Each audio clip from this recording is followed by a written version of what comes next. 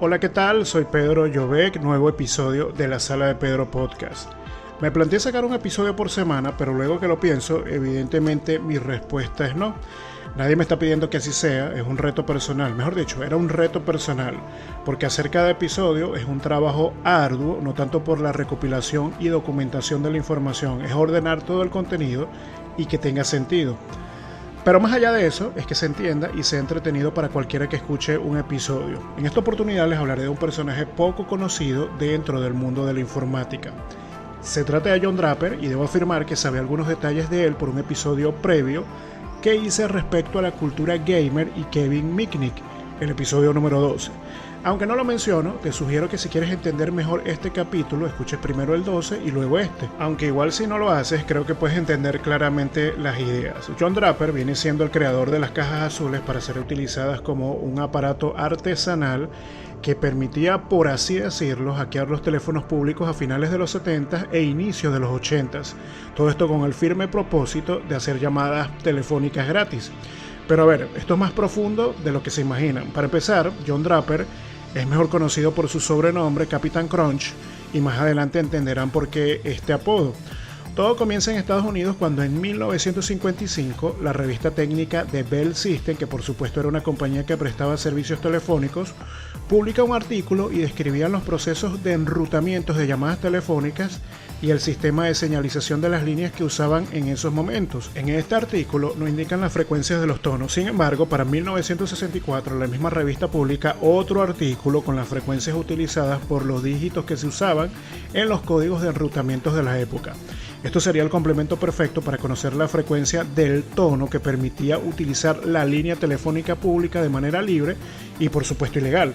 Pero ¿cómo esto era posible? Primero hay que entender que las personas que comenzaron a tomar estas acciones del hackeo telefónico, o como mejor se le conoce, breaking, se refieren a esas personas que buscan aprender todo lo relacionado a la telefonía y telecomunicaciones de acuerdo a su funcionamiento y a la electrónica aplicada a sistemas telefónicos.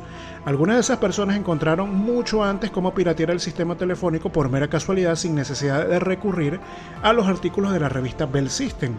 Justo en este momento es que aparece John Draper, que en resumidas cuentas es un técnico informático amante de la telefonía con muchos conocimientos de electrónica y que en uno de sus proyectos quiere probar un transmisor de radio pirata y a sus oyentes les proporciona un número telefónico para que pudieran comunicarse con él y darle sus apreciaciones respecto a la calidad de transmisión. Denny Teresi, que es una de esas personas que estaba escuchando, decide llamar, no tanto por el feedback, sino para extenderle una invitación a un grupo de freaks telefónicos que se dedicaban a experimentar con las redes telefónicas.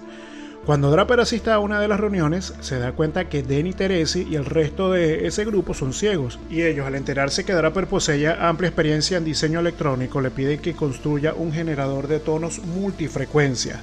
En este punto, Draper asimila que el grupo piratea las líneas telefónicas pero con ciertos inconvenientes y por eso le ayuda en la necesidad del generador de tonos multifrecuencia.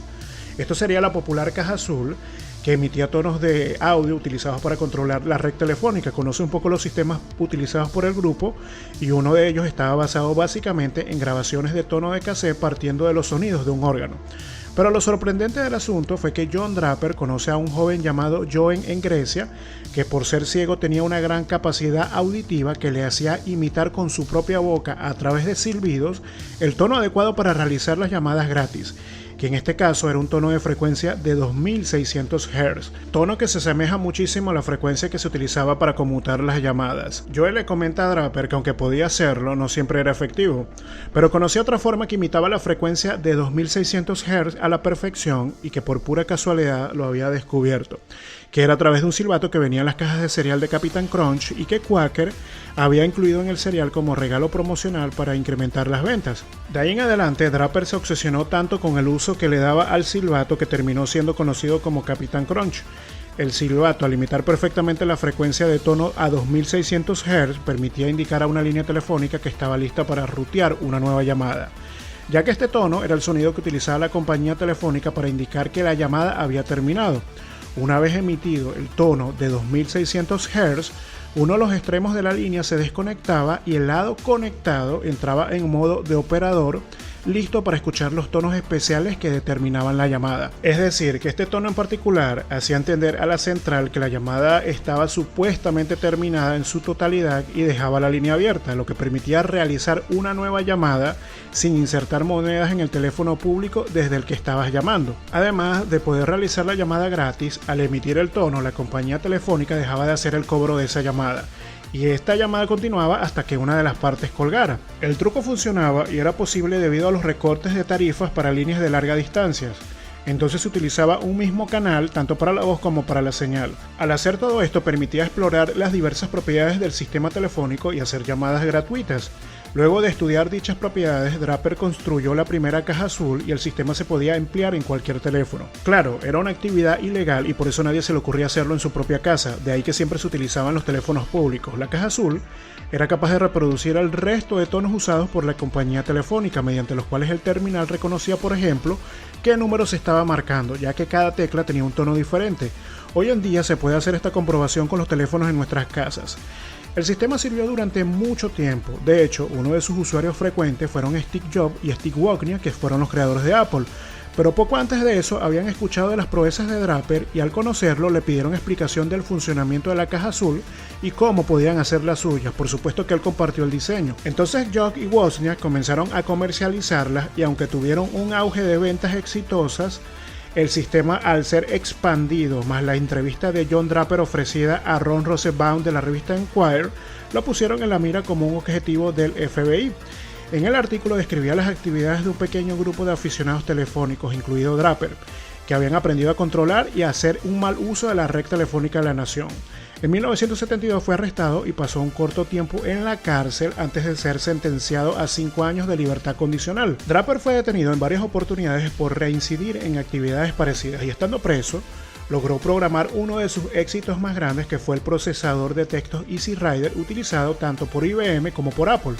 Una gran historia detrás de la curiosidad de cómo funcionan las cosas, pero hemos llegado al final, no sin antes darle algunas recomendaciones y que en este caso son musicales como Phoebe Bridgers, Crystal Castle, Allison, Spirit Bug, Roof y Tech Machines. Si quieres participar en el podcast, sugerir temas, escríbeme por Instagram o Twitter a cualquiera de mis cuentas Pedro Llobet e Industria Visual. Y para trabajos orientados a contenidos digitales, contáctame a mi correo pedrollobet@gmail.com. Muchas gracias como siempre por escuchar, nos vemos a la próxima, chao.